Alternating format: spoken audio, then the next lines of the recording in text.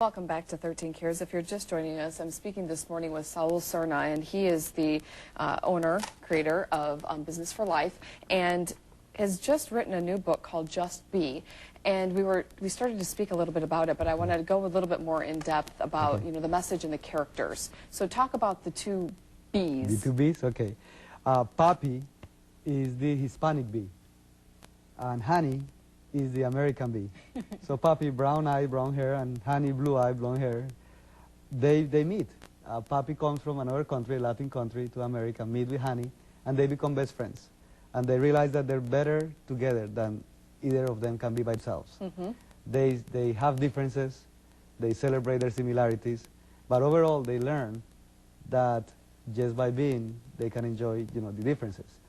The reason that I chose to have bees is because a lot of people are afraid of little bees.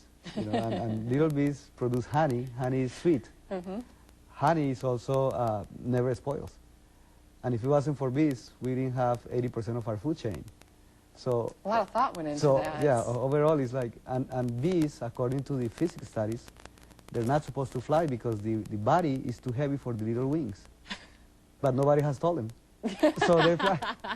So they fly. Exactly. So it's like children, as long as you don't tell them don't do this, don't do that, they'll do it, and they'll grow with it. So some of the messages that you're teaching in this book start with be grateful. Be grateful. And there's a little, there's a little drawing to go with each one, which is so cute, that kind of show what it looks like to be grateful. Exactly. And then it goes to be myself. And so that you're not trying to be what someone is telling you you're supposed to be. Exactly. Just be yourself, look in the mirror, and see how great that is. Be positive. Don't get caught up in maybe all the negatives that are going on. Exactly. Which can be easy sometimes, if you're in a stressful situation and children don't know how to understand stress or deal with it. It's too much pressure, yes. Be prepared. Now, you said this is not necessarily always sit down and, do your homework, but be prepared ahead of time. Exactly.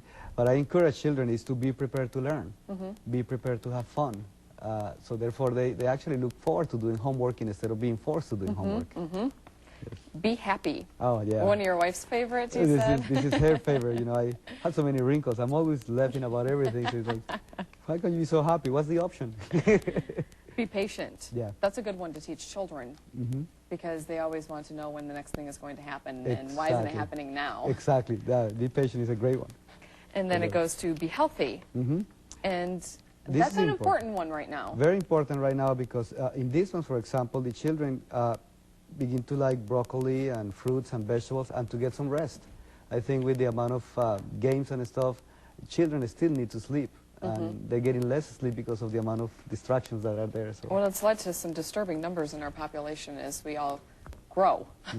Yeah. And it's just we're all getting bigger and bigger because we're not going back to those basics. Exactly. Just water, rest, and good food. Be creative.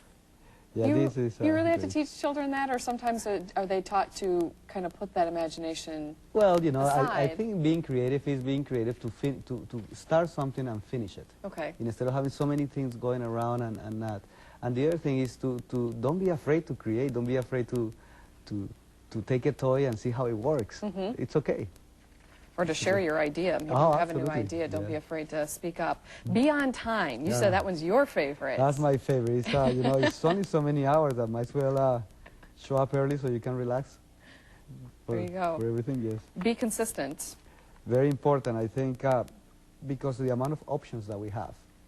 This is very important. And be coachable, which is an important one in this book because that's the whole idea, right? Yes, listen, exactly, yes. And then a good example. And that's the last one. So this book has now been, you've been working with the school district in New York. Yes. And that's pretty big. Very big, yes. And they want to put it in all their schools. Right. So what's your future goals then when it comes to this book? Well, the book has been designed so all children, Hispanic children, have it, and of course American children, and all children in Latin America. We will probably have the book in different languages as well, a combination of two. I look at this as integrating this into the school systems, like in third grade, that we integrate coaching for children. Right. Which is different than just teaching. And we want to take money that we make from these books to put them back into the schools to create diversity coaching programs. And we will fund the programs, we will pay the coaches, and go around the schools and really integrate children to understand diversity and celebrate it. So that's the main purpose of the book, is to teach children how to embrace diversity. So we will fund school programs. Well, that's neat. Do you wish that you would have had something like this?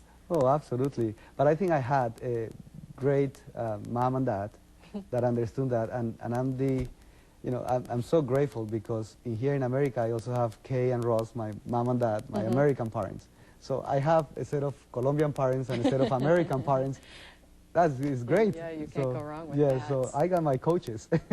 Well, it's neat that this idea that, you know, that you came back to Rockford, you created this idea here, and boy, is it really growing. Right. We'll be anxious to watch it. But we're looking forward to get together with the schools here in Rockford, and because this is my hometown, I want Rockford to be the first city where we pilot a true diversity program for children. Well, that's really So neat. we'll do it here Well, first. parents individually, you know, they don't have to wait for that process to happen because they can get your book by going online. They And can it's go now. poppyandhoney.com. Yeah, Papi is P-A-P-I, and honey.com. They can also go to godlatin.com, Okay. or they can go to amazon.com.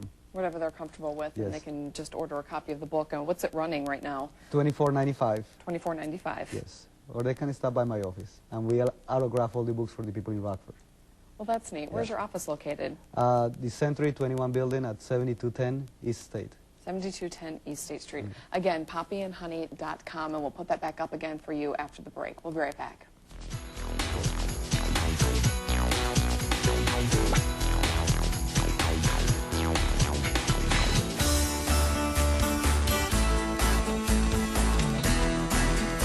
Since Well, that does it for this edition of 13 Cares. I again want to thank my guest, Saul Serna, from Business for Life.